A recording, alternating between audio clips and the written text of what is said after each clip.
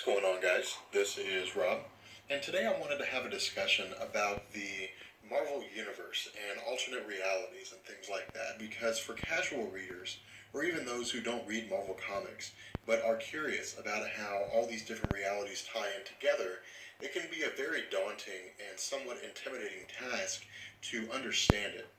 And so what I've done is I've created this video in such a way that I think it will be able to explain within reason how the concept of multiple realities exists within the Marvel Universe, so that you can walk away from this video with a reasonable understanding of how everything is sort of intertwined and how everything affects everything else. So if you are overhearing a conversation or you're talking to someone and they're talking about the Marvel Universe, what they're referring to is everything Marvel, the multiverse, and the Fantastic Four, and the X-Men. These are all constructs of the Marvel Universe, and so it's sort of a misnomer when someone says they're talking about the Marvel Universe.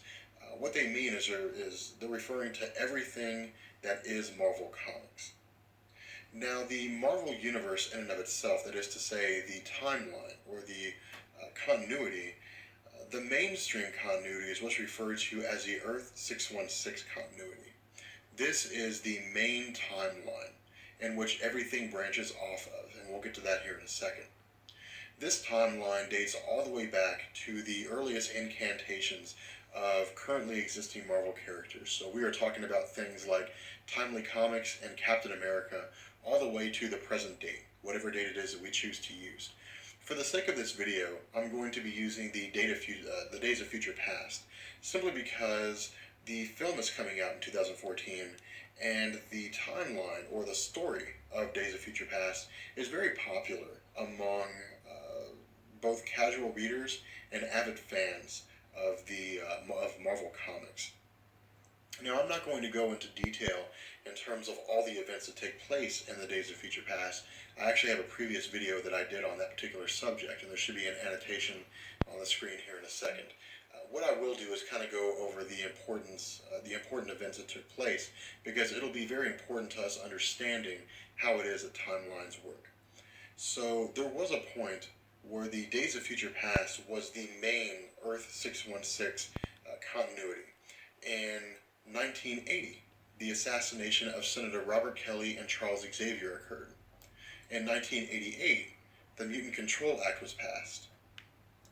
And in 2013, Kitty Pryde's mind was sent back in time to stop the assassination of Senator Robert Kelly and Charles Xavier. Her actions were successful, so the assassination didn't happen. And because the assassination didn't happen, the Mutant Control Act was never passed. And because the Mutant Control Act was never passed, Kitty Pryde's mind should never have been able to go back in time to stop the assassination. So what we've run into is a paradox. If the assassination never took place, and if the Mutant Control Act is never passed, there should be no reason why Kitty Pryde's mind is sent into the past in the first place. So the question is, how do you get around this? Well, Marvel invokes a pretty interesting concept in the world of space-time and alternate realities. They invoke what's called branch universe theory. What they say is that because of the fact that Kitty Pryde went back in time to stop the assassination of Senator Robert Kelly, she created what's called an alternate reality. This alternate reality still contains the same events that led to her traveling back in time in the first place, which is the assassination of Senator Robert Kelly in 1980, the Mutant Control Act in 1988, and of course her act of traveling back in time in the first place. This creates its own new universe. But the most interesting thing about this is that this universe will lead to more universes. And that will lead to more universes. Because with this very circumstance that we have now, we've run into another paradox. And as long as this paradox exists, there will be new universes created because of it. Now, this concept with branch universe theory and the Days of Future Past isn't limited to the Days of Future Past. This exists with the Age of Apocalypse and other storylines. Bishop's storyline, for example, where the actions of Hope Summers, killing 1 million humans, leads to the outcome of his future, creates its own universe, which in turn creates more universes and more universes. And this is pretty much how it works.